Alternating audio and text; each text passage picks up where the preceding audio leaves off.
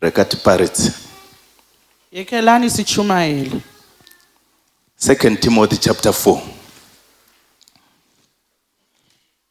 Verses 1 to 5.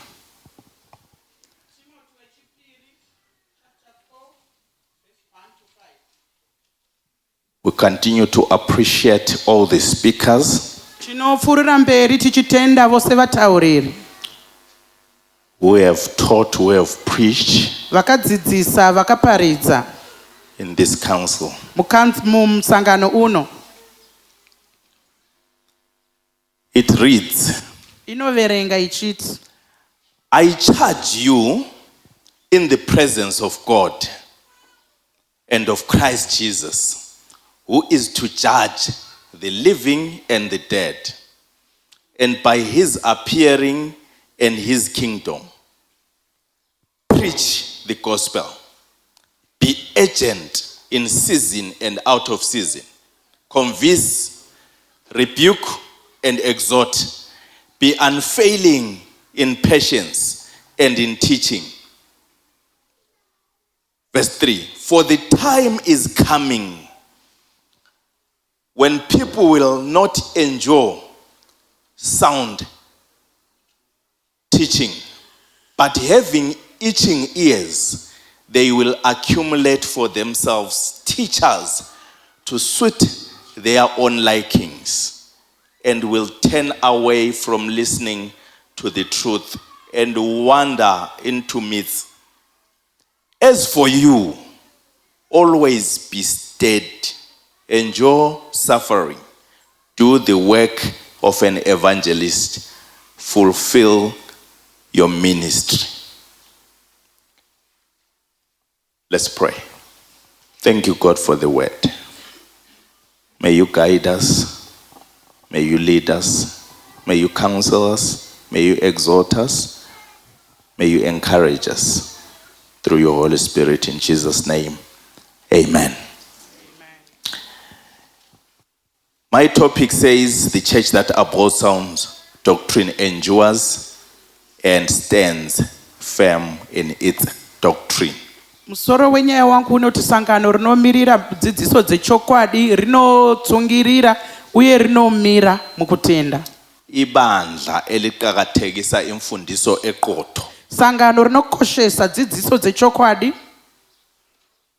liyaphikelela, rinotsungirira, lime, romira, liqine rosimba kumfundiso yalo. mudzidziso yalo. Iyini kati imfundiso yalo leli bandla?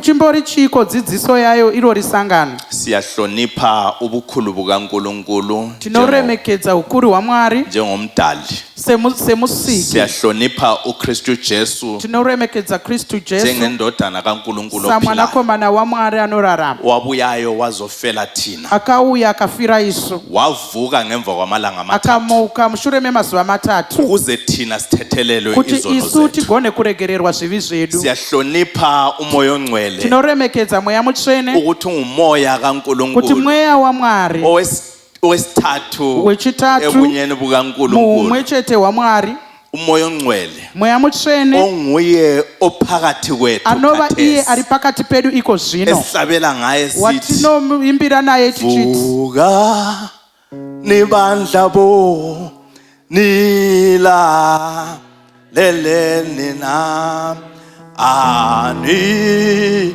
kamuswa umo yomuhlelo use hlabelela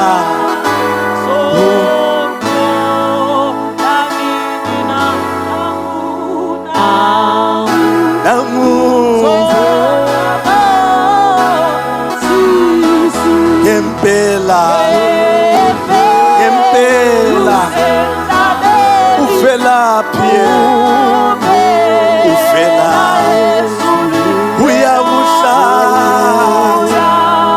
uyakuhlanza okusenhlizwe yebo siyoba mhlophe thina sohlanzwa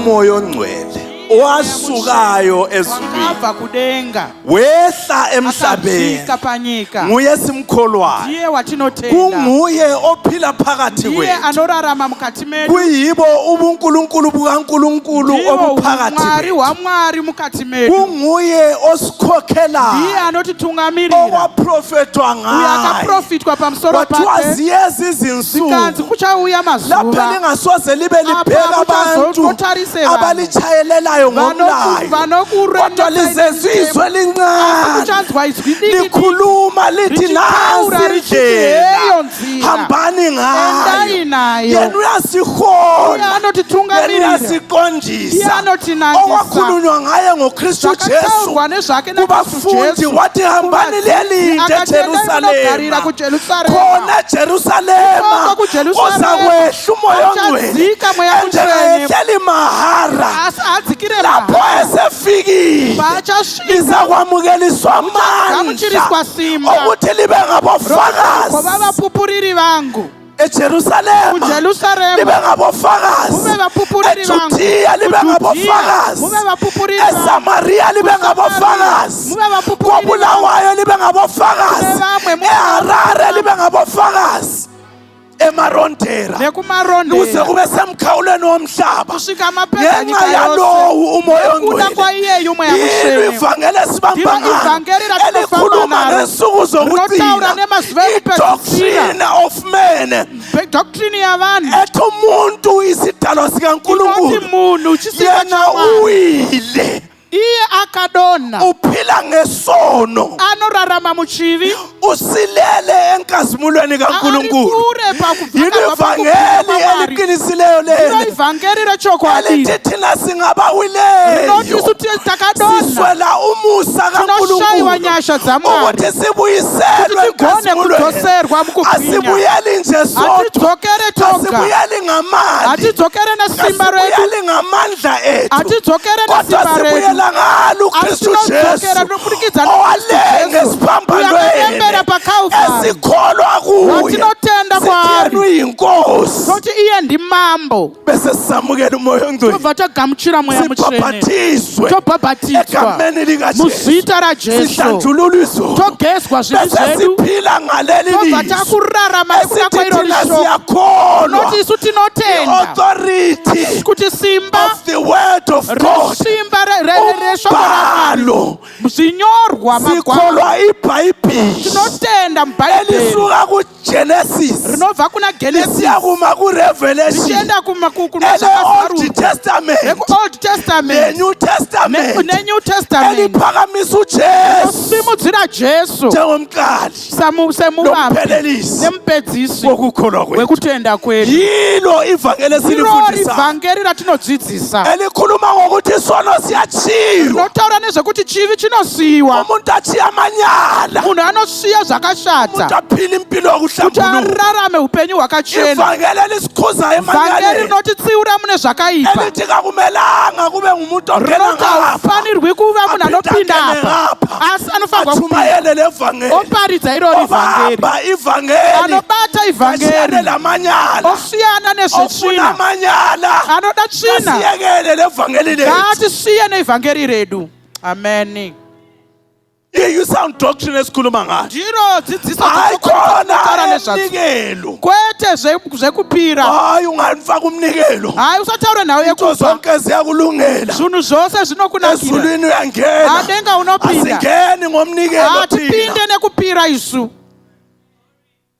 singena ngokuphenduka tinopinda nekutendeuka singena ngomusa tinopinda nenyasha oh yes haleluya yilo ivangeli esikhuluma ngayo ndovhangeri ratinotaura bese nezvaro lisithi izwi likaNkulunkulu robva ratiro mushoko ramwari mana singakafika ezwini regai tisati tasvika mushoko bese sithi sihloko tobva tati Ichechi musoro wenyawo enzalo. sangano rakadaro elihamba ngemfundiso eqo dzinofamba mudzidziso dzechokwadi limakiyo imfundiso rinomira mudzidziso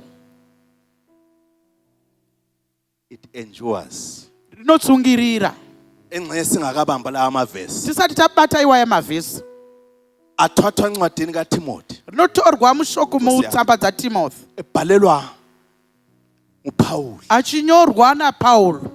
uPaul sentilongweni. Paulo ari mutirongo. Sekuchasisiwe ende ngalesi sikhathi ebhala uPaul. Zvakatsanangurwa ende panguva iyoyi Paulo achinyora. Kwasekusobala ukuthi uPaul usesiyabulawa. Zvakanga zvatova pachena kuti Paulo akanga akuda kuenda kunourawa. Kwasekwesikhathi esinzima kuPaul. Taona kuti akanga yanguva yakarema kuna Paulo. Wathatha ugwalo wabhalela umfana Watora tsamba ndokunyorera mufana wake Timothy. Indaba ebhalela uTimothy. Nemhaka yeiko achinyorera Timothy. Umfana mkhulisileyo evangelini. Mwana wakakudza muvhangeri. Umumo Timothy awusamelanga kahle. Mamiriro ezvinhu Timothy asina kuningira zvakanaka. Taiparidza tose mufana wangu.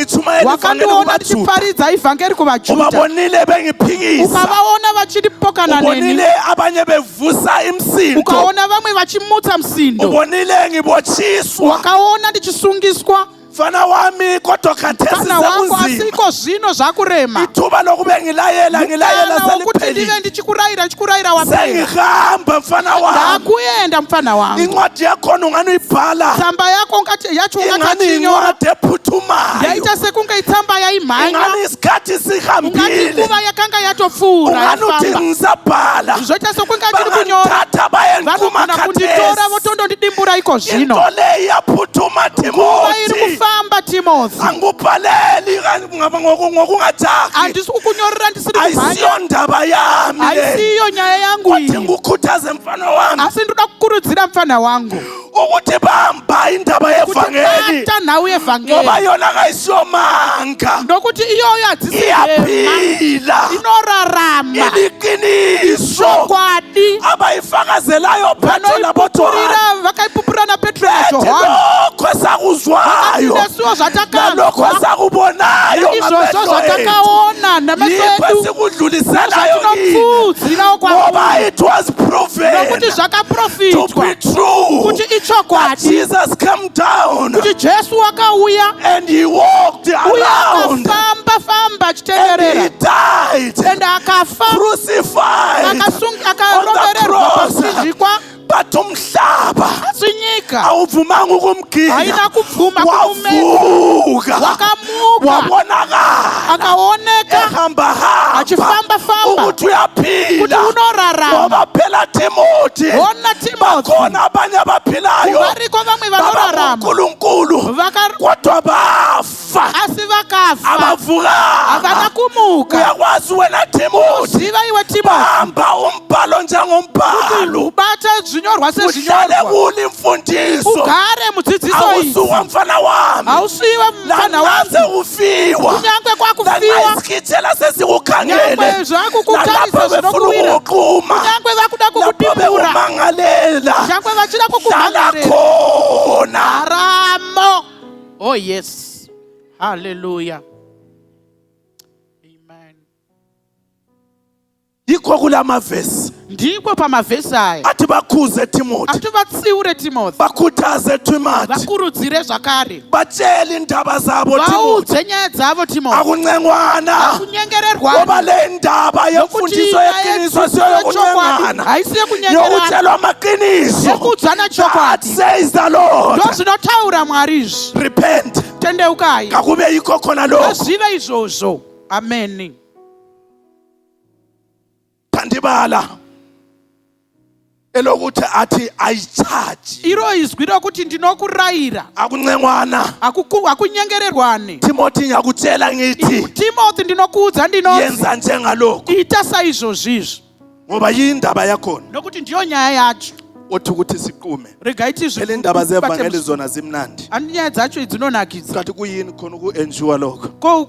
Ko chimbori chiko kutsungirira uko. Yangikhumbuza lwana undoda okuthiwa nguMosi. Unondirangaridza murume uya anonzi Mose.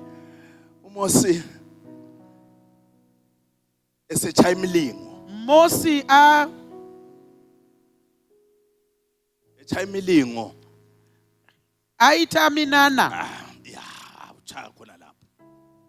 Ngelinye ilanga uchama imilingo yamaqoqo. Nerimwe zuva anoita minana yemadafi. Achaya amaqoqo agcwala amaqoqo. Oita matafi ozara pese pese. Lapha mphunguzwa kukhulunywa ngensikizi. Abantu ndinombonzwa kuchitaurwa nezvetsikidzi kuno. Manje laphana kwavela amaqoqo.